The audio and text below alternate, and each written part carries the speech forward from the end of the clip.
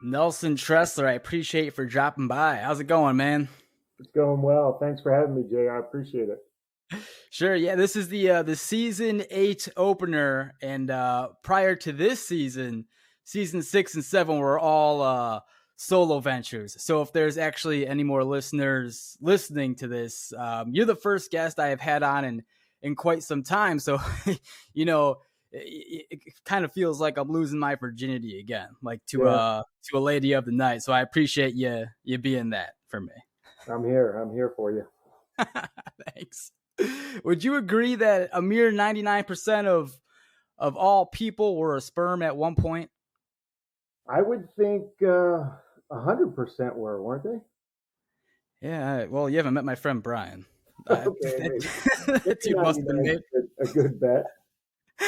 He must have been made out of spare parts in a garage. I'm telling you, if you meet him. But listen, man, you wrote a book, correct? The Unlucky Sperm Club. Yeah, I mean, the title comes from the very unique child, origin story that I have. I definitely had a pretty unique childhood and a tough time. So, the title's called The Unlucky Sperm Club, but the subtitle is You're Not a Victim of Your Circumstances, but a Product of Your Choices. And I wrote this book just to show people that no matter where you're at, no matter what circumstances you find yourself in, your choices will get you exactly where you want to go. Yeah, yeah, and just the quick bio that I read before I reached out to you. I mean, like the first sentence: murder, rape, and abuse is just the start of my story. And here I am thinking I had a hard life because in sixth grade I had this girl named Julia Crown. And if you're a listener, shout out to you. She kicked me in the nuts because she liked me and didn't want to go to a dance with me.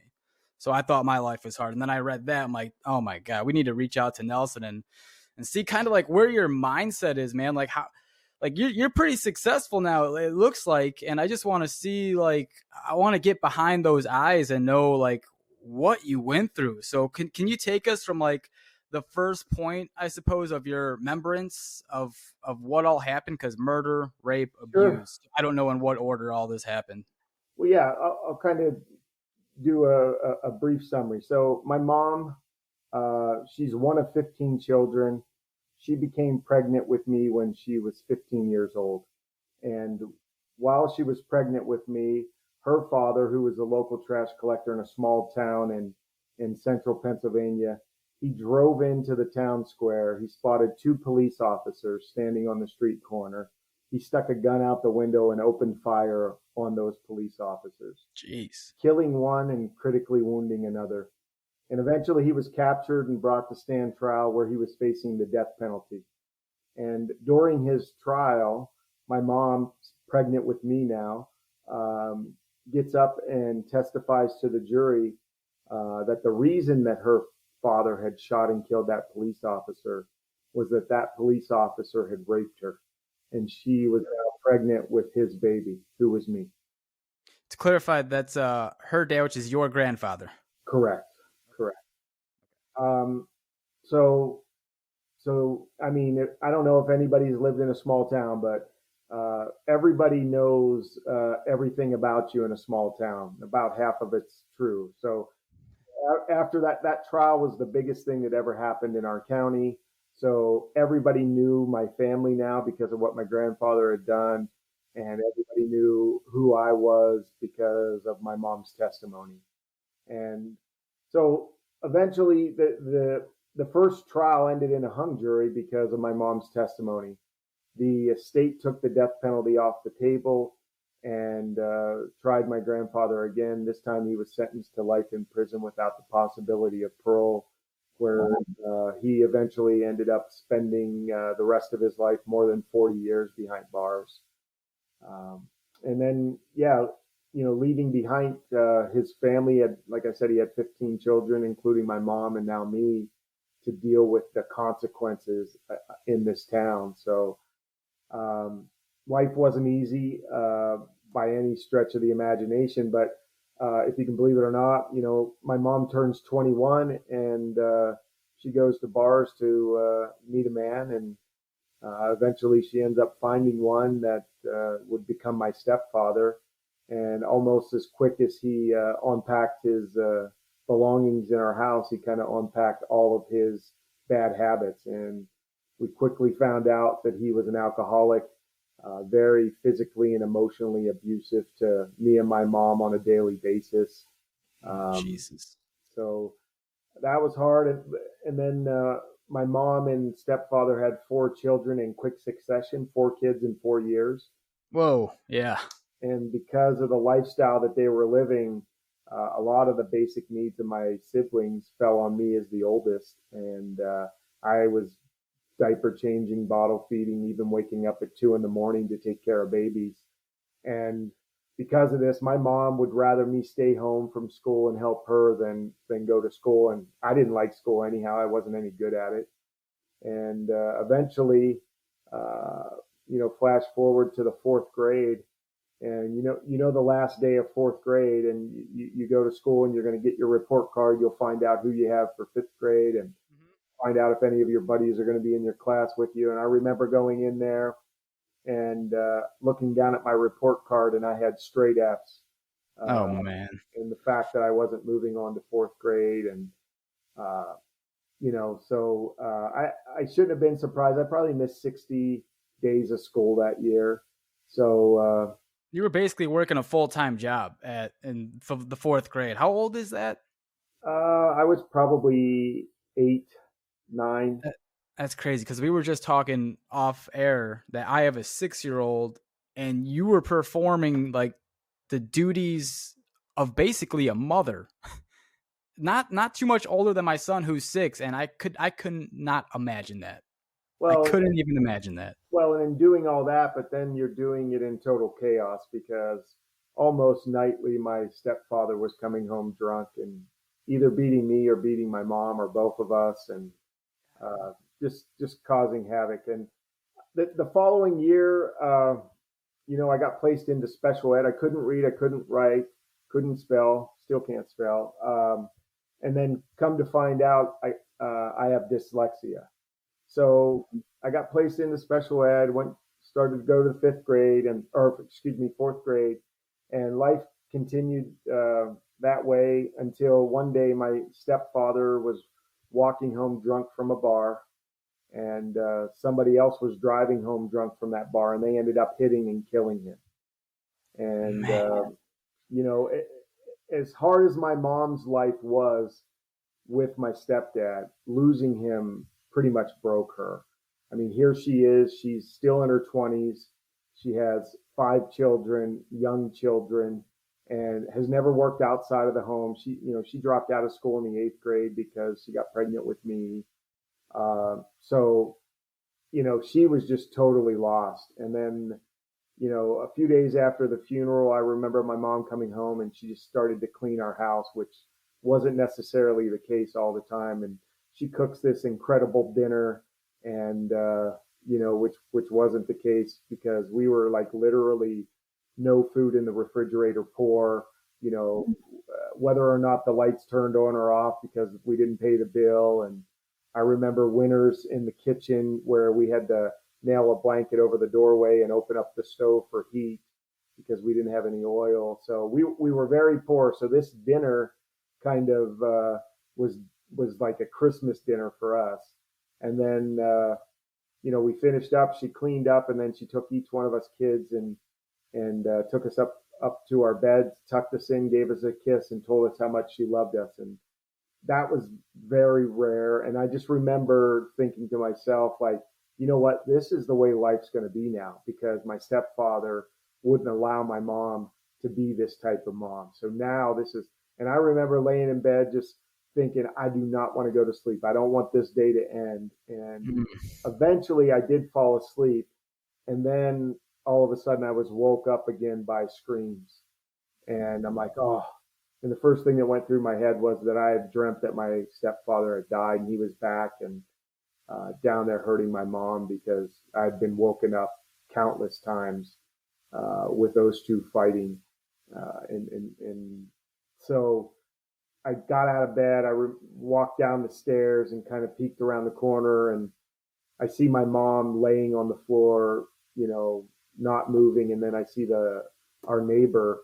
We were in a duplex, so she lived on the other side of the wall, and she was trying to get my mom to wake up, and she wasn't waking up, and my mom had committed suicide, and fortunately, you know, she wasn't successful.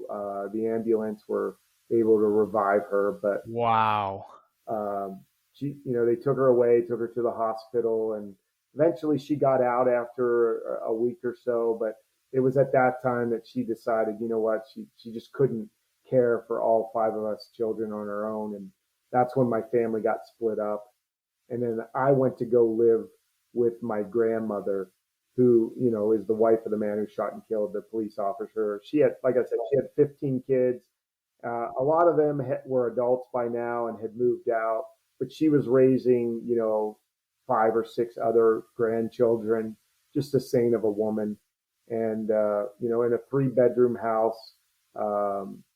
And I remember I slept on the floor right next to my grandmother on a sleeping bag, and my girl cousin slept on the floor next to me on a mattress, and there were kids, you know, on couches and floors, and there was about 10 of us there. But for the first time in my life, I didn't have to worry about somebody coming home drunk. I didn't have to worry about eating, or, you know, or the lights not being turned on. And one of my Graham's rules, one of the few rules that she had for us was, unless there's blood coming out of both your eyes and your ears, you're going to school. And that's probably because she needed a break, and school was the only time she did it. So for the first time in my life, I went to school on a consistent basis, and I started to realize, you know what, like I can learn. Like I wasn't as dumb as I thought I was, and I still had trouble reading, writing, spelling, all that stuff. But I started to get better at school, and so I lived with my grand for a few years, and I saw the way my life was going, and I knew I wanted more for my life than the people that you know, were around me, and you know, I just didn't want that type of life. I wanted something more, and I remember a college counselor coming to our school and doing an assembly on what it would take to get into college. And I start, for whatever reason, I'm like, that's my answer. Like, I need to go to college. I need to get a college degree. And you know what happens whenever somebody, you know, whenever you tell yourself you're going to do something that's hard, that voice in the back of your head just starts screaming at you all the reasons you shouldn't even try, why it's not Oh yeah. possible. And I remember, you know, that voice saying, Nelson, you know what? You're in special ed. You can't read, you can't write, you can't spell. Of my mom's uh, 15, you know, of those 15 brothers and sisters, two had ever graduated high school. None had ever gone to college. Um, and so, you know, the chances of me graduating high school were probably low, let alone going to college and getting a college degree. But I knew where I was headed if I didn't do something. And so I set that goal, even though I really didn't know what goals were then. I just told myself, you know what, I'm going to be the first person in this family to get a college degree. And I know this podcast is short, so I'll flash forward, but it took me 12 years. It took me four different universities. It took me joining the Air Force on the GI Bill, but eventually, you know, like I said, 12 years after that, I became the first person in my family to get a college degree. Wow, man. Congratulations. Jeez, like you want to talk about drive. I have a lot of questions for you. Okay. But that's incredible, man. First I want to just to keep it current is where do you think that drive came from? Just because you knew like the path that your life could take if you didn't do this? Like Yeah. you've been knocked down so many damn times, man, and you just kept chugging forward. 12 years? That's Yeah. incredible. Like 99% of people would probably quit. Yeah, and I mean that's my first lesson is you can have anything you want if you have enough time, enough energy, enough focus, and you don't quit. I mean, so many people quit on their goals, they quit on their dreams, and then they're never going to be realized. And I think that's one of my superpowers. uh, is that I don't quit. I make sure, I know what I want. I make sure that that goal is crystal clear. I know what I have to pay in order to achieve that goal for the most part. I know what type of time I got to commit and sacrifices I might have to commit and resources. But once I realize that and I'm clear on it, then I'm going after it. And you know what? You'll have setbacks and you'll even have times when you pause it. But as long as you keep going, um, you'll eventually achieve that goal. What do you think that heart comes from, though?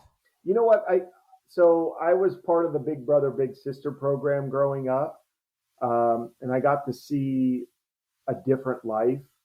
I got to see his family, and I saw where there wasn't an alcoholic in the home, and I saw where men didn't beat up on women, and he was going to college when he was my big brother, and I saw him graduating with college, and he definitely gave me some good motivation. Like he was the first guy to ever look at me and ask me what I wanted to do and tell me that I could do it. And everybody else. I mean, I was that kid from the trial. I was the kid from that family. Everybody else told me I was going to end up in jail. Uh, an alcoholic and Sure. doing all that. And why wouldn't you think that? I mean, the odds are in that favor. But I knew there was something better out there. I knew that that other life was there, and all I had to do was go and get it. And that's kind of where it came from. And I also I dated a girl in high school, and I hung out with their family a lot, and saw how their family was. So I knew what my future. I knew that I wanted to become somebody different than I was or who I was going to become. So I kind of knew that future that I wanted for myself. And then I just started, walking through the fog because I didn't have a clue how to do it. I just started taking one step that I thought would get me closer to every day. And then eventually, just like walking through fog, it starts to open up and you start to see where Yeah. you're heading and what you need to Mhm. do and what direction you need to go and the choices you need to make. It's funny. Some people in those situations, when they find themselves there, I mean, you can either take one of two roads. You can either become like the person your stepdad was, like you can easily fall into that path, or you can have self awareness and understanding and realize you want to be nothing like that at all. And you will do whatever it takes to kind of break that chink in the armor just to Yeah. separate yourself from that and start a new life and start your own family. Yeah, no, I mean you touched on it perfectly, and I touch on this in my book. I didn't necessarily know who I wanted to be, but I absolutely knew who I didn't want to be, and Yeah. I just started making as many choices as I could not to be like that, and then that eventually, would lead me as far away from becoming that type of person as I could. So yeah, absolutely. A lot of times you don't have crystal clear goals on what you want to do or what you want to be, but you know exactly where you don't want to be and who you don't want to become. I wonder what you would be like if you didn't grow up in that environment. You Well, know? you know what? I think my boys are showing me that. So I mean that's the incredible thing of goals is they're not just for you; they're generational.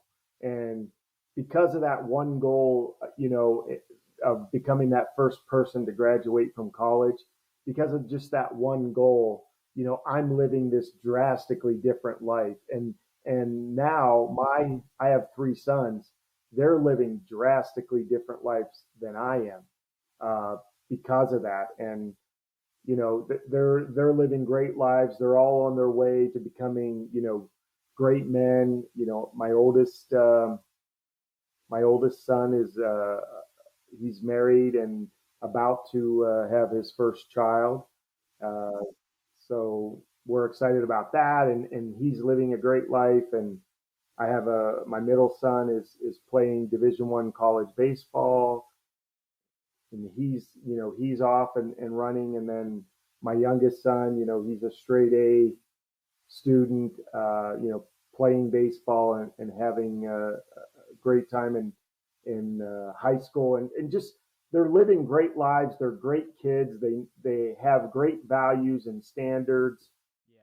They they know what type of people they want to become, and they're on a springboard compared to where I was, and that's what I tell them is, you see the type of life that I'm living and where I came from.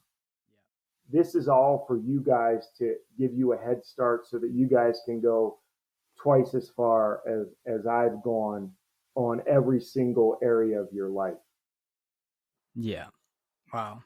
Yeah, you're able to kind of share stories and teach them all without the PTSD that you had to go through. Like they don't have to carry on, they don't have to hold on to that PTSD, like get physically abused. They can just hear it from you and you share their stories. I mean, that's why it's so important. But it bugs me to no ends when children are just mistreated. Like we didn't ask to be brought up into that family, you know? It's just so unfair when I see like adults mistreating children. I just feel so bad. That's the one thing that gets me is seeing children mistreated or like being ignored or just like, I don't know, man. It really Yeah, bothers me. yeah, no, I can't even go to the hospital where there's a sick child. I Yeah, seriously. can't stand it. But Jay, here's one thing I'll tell you. This is one of the concepts that really changed my life. And it's that things only have the meaning that you're willing to give them. And what I mean by that, like for instance, that story that I just told, nobody knew that story except for my wife. I moved out of that small town. I came to Las Vegas. I didn't tell my in laws. I didn't tell my kids. I didn't tell my friends. I was running from who that was and what happened and all of that. So I never told anybody. I told my wife before we got married, just so she would kind of, you know, I think it's only fair that she would know. So I told her, but I didn't tell anybody else. And then I started to think about writing a book and the fact that I had a story that I think could help other people. And I had already, been successful in a lot of areas of my life. So I thought I had a story to tell. And then I looked at that and said, you lived that life for a reason. And so you could help other people overcome the challenges that they're having right now and see where you came from and then where you've gone. And as Oh, soon as I totally. gave it that meaning, now not only am I not telling my family, now I'm sharing it on podcasts for millions of people to hear my story, but to learn from it because I know it will help them. It'll help them overcome the circumstances that they're in and understand that their choices are how they're going to get to where they want to go. Yeah, wonderfully put. I mean, I want to go back before I lose my train of thought because during your stories there were so many points I wanted to jump in, but I wanted you to continue because you told that so nicely. Um, so was the cop your dad? So, as far as whether or not that police officer was my dad, I don't want to ruin the book, but what I will say is there are a lot of twists and turns in that story. Even more so, even after I published the book, there have been more twists and turns with that. But uh, a lot of the book, I think, leads up to all that reveal. So I'm not going to reveal it on your podcast. I'm sorry, Jay. No, understandable. Yeah. Um, there are a few more questions I wanted to ask because you sir have quite the unique um background, I suppose. And leading up to that, I mean, do you think that the story that you just shared Do you think that's more common than we think? Like what people are going through, like I, abuse like that, and you know not what? going through. I don't even pretend that my story is probably even at the bottom end of stories that some people are going through. Hmm.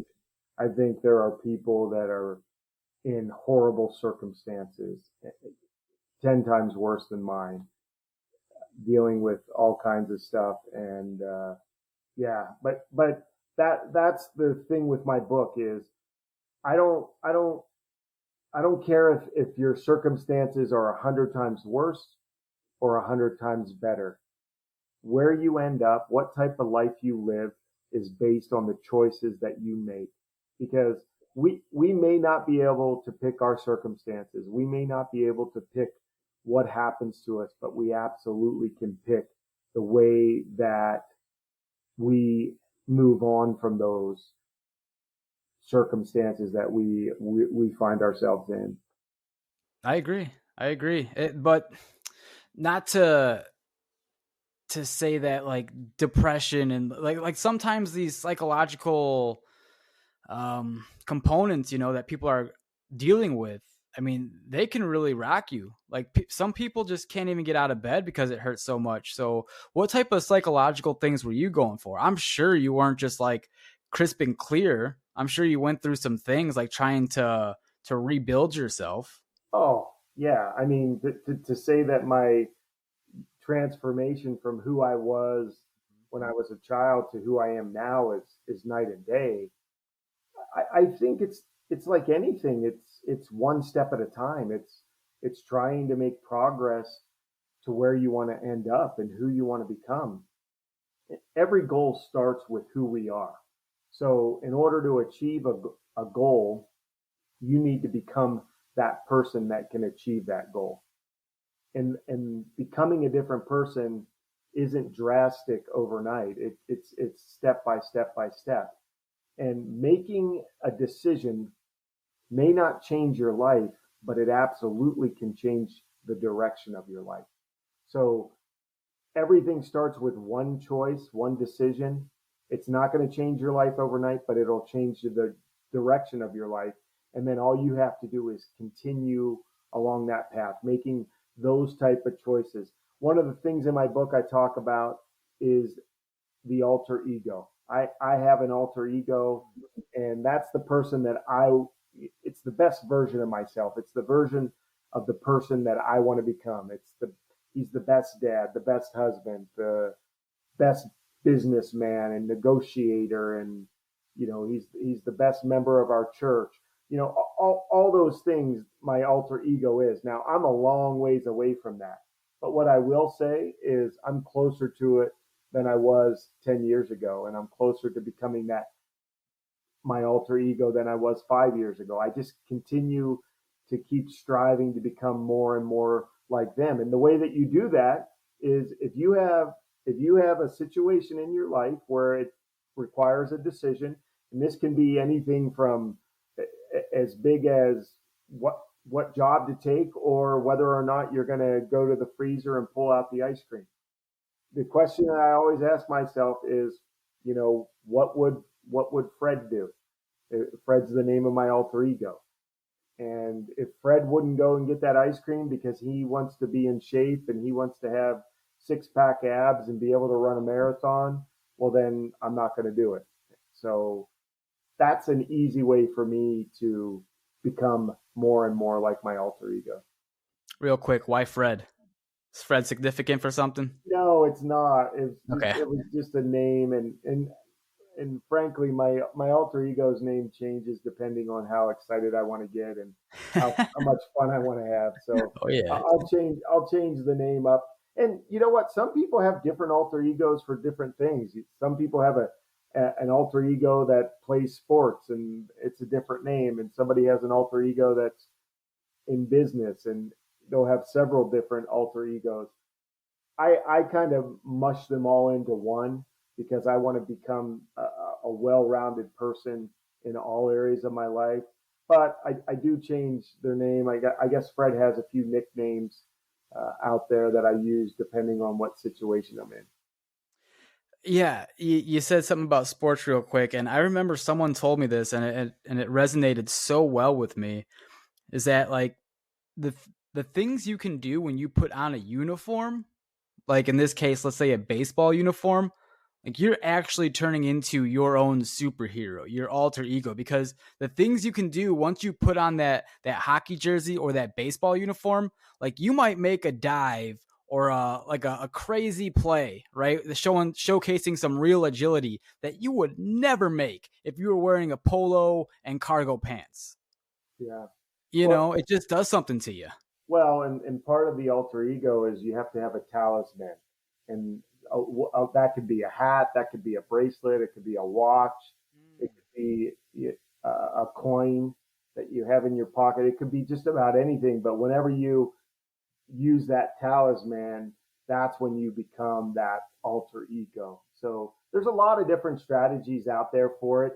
And I'm writing a new book now. It's called I Got Smarter, and it's more about the program that I've used to succeed in my life. And we talked a lot about where I came from, but I've been able to use goals and use personal development to go to, somewhere I never could have imagined growing up.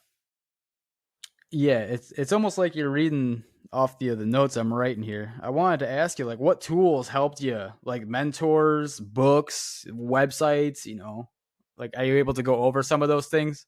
Sure, I love self help.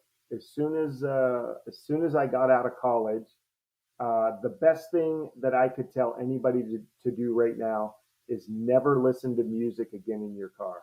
You should always be listening to some kind of book, and it can be any kind of books better than the radio or podcasts, but be learning while you're in your car. My commute for most of my job was about 45 minutes each way.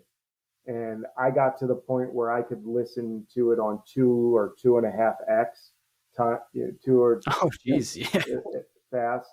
And so I was consuming a book every 4 days or so, and it just helped me so much. And I consumed all the great books of all the self help books.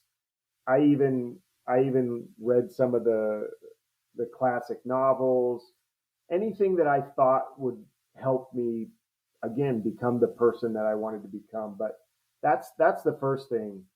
But I also I New Year's Day is my favorite holiday because I sit down and I write my goals, and my family knows, okay, we're going to let dad alone. We know he's going to be out there for 6 or 7 hours doing his goals and doing his review. And because of that, I pretty much have had every single goal achievement program on the market. And over the last 25 years, using those, I know what works, I know what doesn't work for me. And so eventually I got to the point where I was taking a little bit from here and a little bit from there, and then some of the things that I came up with that would help me actually achieve those goals. Most people fail on their New Year's resolutions by February, Yeah. 92%, in fact. Wow. So achieving goals is hard, but I came up with this program. Uh, it has all the tools, knowledge, support that you need to actually achieve your goals. And think about how different your life would be if you could achieve a few of your biggest goals that you have in your life. And not only how different your life would be, but how different would your kids' lives be and their kids' lives be if you could become that person that you want to become. There's something that worries me about where technology is leading us. We're getting very comfortable at being able to stay home. Like you don't have to leave your house to do anything legitimately. Like not even you don't have to leave your house to work anymore. No. So what that says to me, or what I believe, is that's killing people's drive immediately. Like you have to get outside and talk to people. Like, that's why I love this podcast, man. I told you this, that it's like reading a book every time I speak to somebody. And I feel like you don't get that through social media, like through text messages. You really don't. And it's inspiring to hear your story, what you came from, and you're still kicking ass. And now you've had kids who grew up like amazingly, and you're still grinding, man. You're still out there meeting people, writing new books. Like, there's no end in sight for you. So I'm just worried about like people who live this comfortable lifestyle who don't need to leave their house. Like, why should I make just like a bare minimum? It's fine, I'm getting by. Like, why should I be uncomfortable at all? This is fine, this is okay. And if enough people like go through that, it, it's like almost a dystopia is how I see it. Maybe Yeah, because I read no, a lot of dystopian books, but you know what? I'm not. I don't want to be one of those old geezers that look back on the generations coming up and saying, we're doomed. But I've asked this question to generations ahead of me, and I'm like, did you look at us and just think these yeah. guys are just idiots? And they're like Uh-huh. a little bit, but not much. And then I asked people about uh, the generations coming up, and I think a lot of people are scared, and because of technology and because the ease that we've had prosperity through most of anybody who's 40 or under. They've only had prosperity in this country, so it's been a pretty easy life. I mean, nothing like. I mean, look at the baby boomers and the greatest generation and the things that they went through. I don't know if we would survive doing that. And that's what I tell my boys all the time is, you know what? Right now is the easiest time ever in the history of the world to succeed, because all you have to do right now is put forth a reasonable effort and show up, and you're going to be ahead of 80% of the people who are out there. True. True. And I mean, I hate to say that, and that might irritate, but I think that's true. I mean, I've owned a chain of pet resorts, one of the largest privately owned pet resorts in the country. We had over 100 employees. I owned a daycare operation with over 100 employees. We owned a couple trampolines, and a lot of those workers were intro jobs. And the daycares were 10 or 15 years ago, and the pet resorts I just sold maybe 5 years ago, and the trampoline parks I just sold a couple months ago. So I feel like I've had this generational kind of case study of working with entry level positions and entry level people.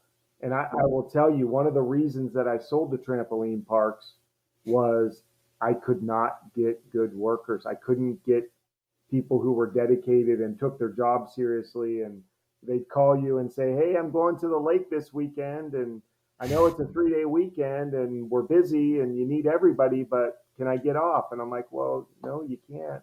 We're going to be busy." "Okay, I quit." And then Whoa. they'll just find a job the next week. So it, Really? it's disturbing. And then even at the job, it was hard for people to take ownership and pride in their work, and understand what a true work ethic was. I don't think those things are taught anymore. I think you're right. I think everybody thinks that you should be comfortable and you shouldn't have any responsibilities, and you should be able to do what you want to do when you want to do it and not really have to sacrifice for work. Work is a, a necessary evil.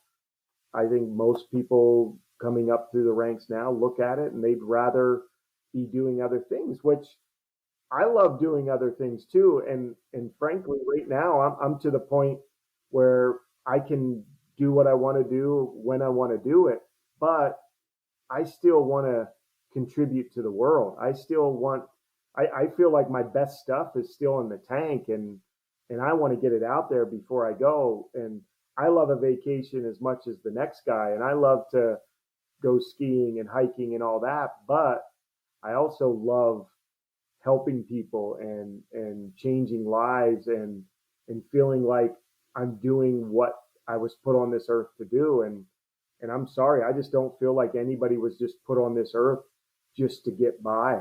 Yeah. I just don't think that's the case.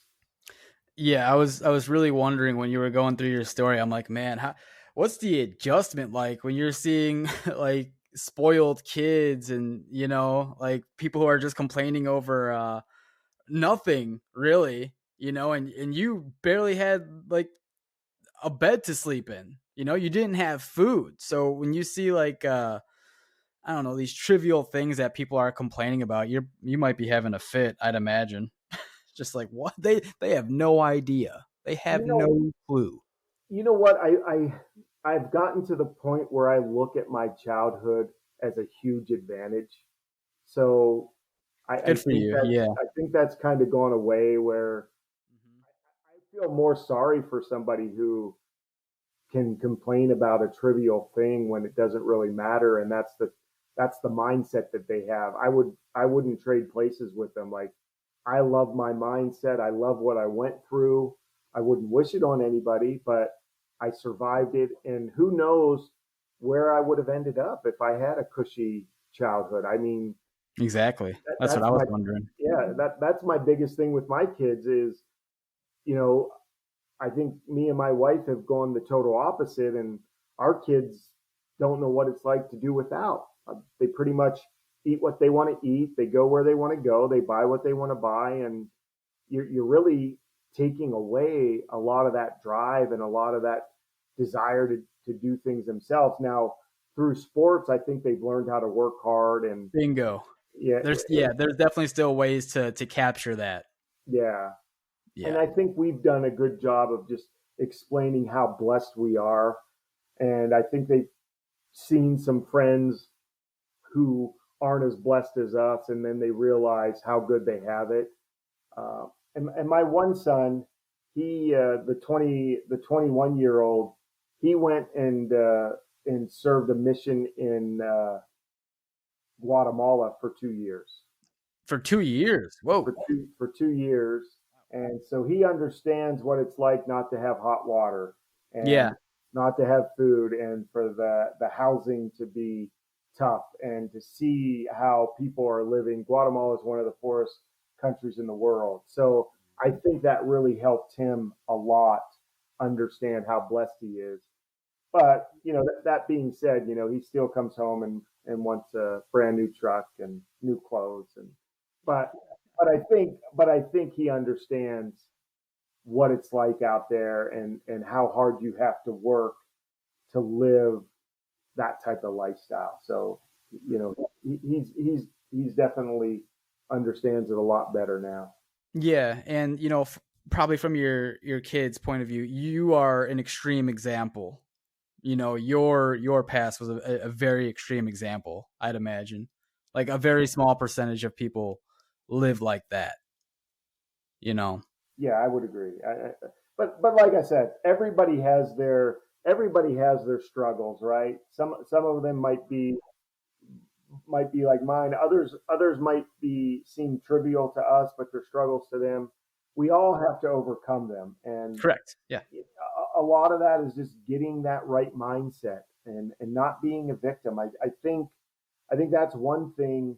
When I wrote my book, uh, the victim I don't think the victim mentality was as big, and victim wasn't as a hot button word as it is now. But I think there's a lot of people who want to be a victim. They want to blame somebody or something, or the politics or the government or their parents. They want to blame somebody for whatever's going wrong in their lives. Goes And back to that ownership. There's just none of it. You right, don't see any of and it.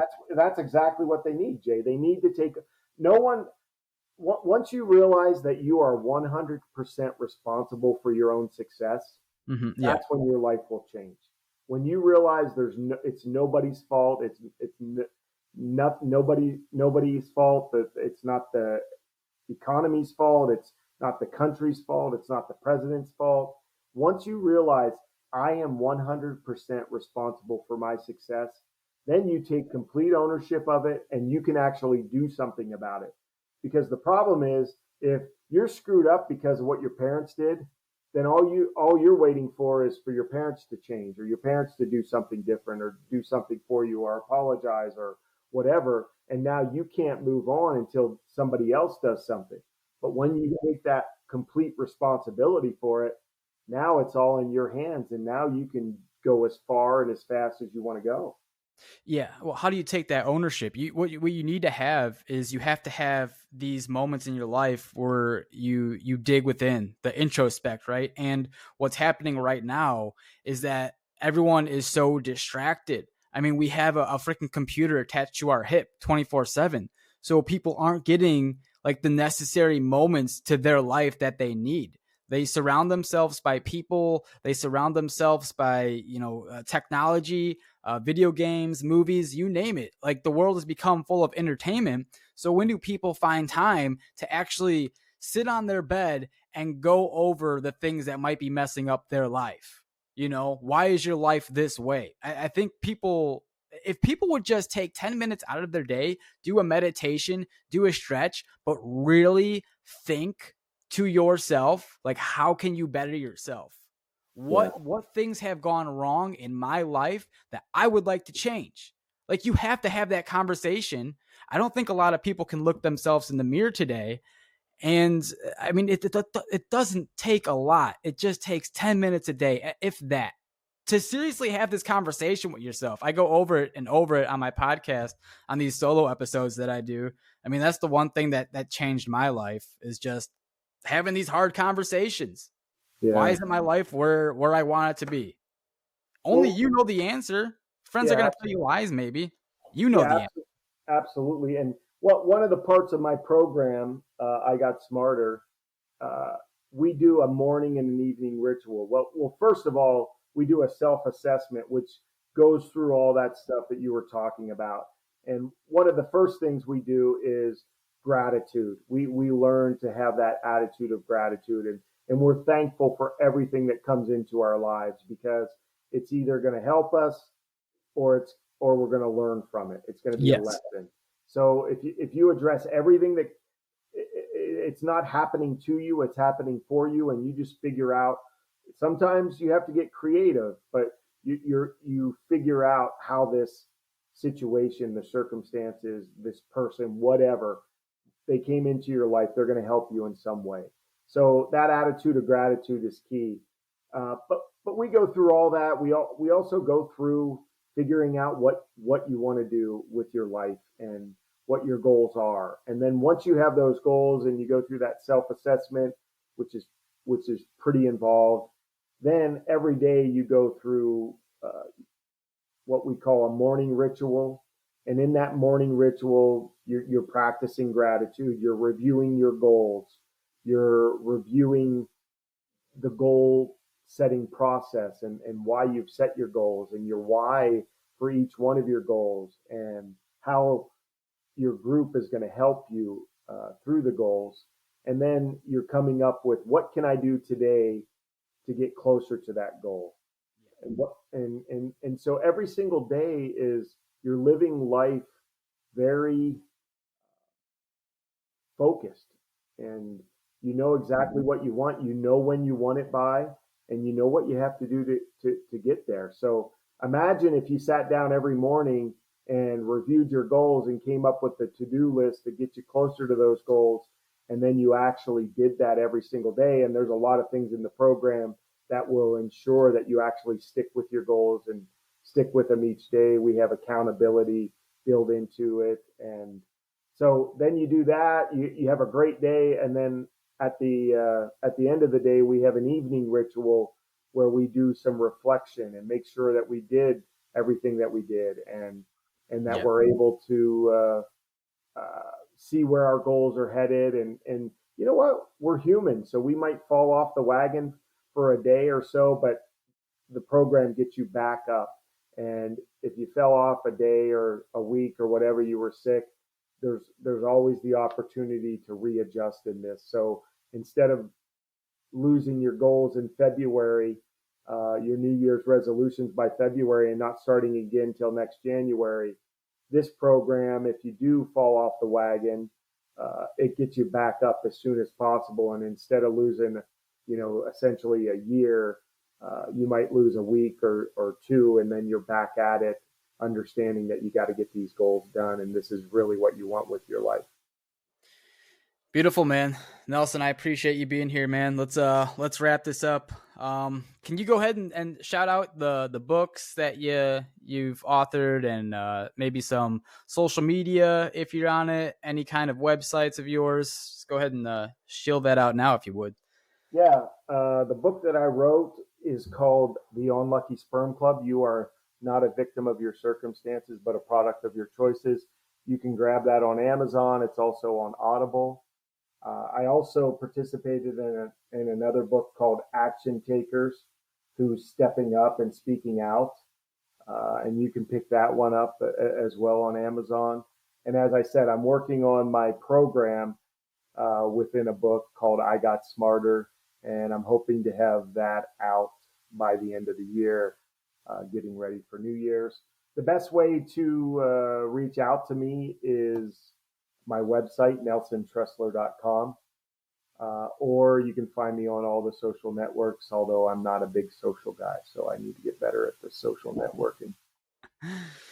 Awesome. Nelson, man, thank you so much for being who you are, being open and, sharing your story. I know it's not easy. I know it wasn't easy taking that first step, and you did it. And whether you know it or not, you're helping so many people that may have thought about, taking their last breath.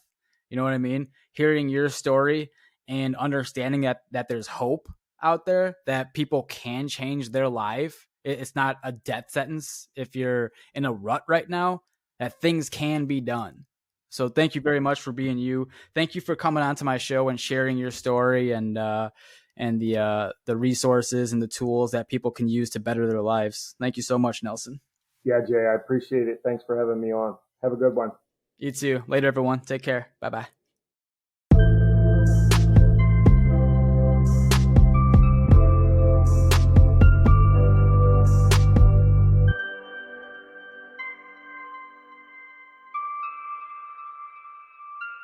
Welcome to the Curiosity Chamber.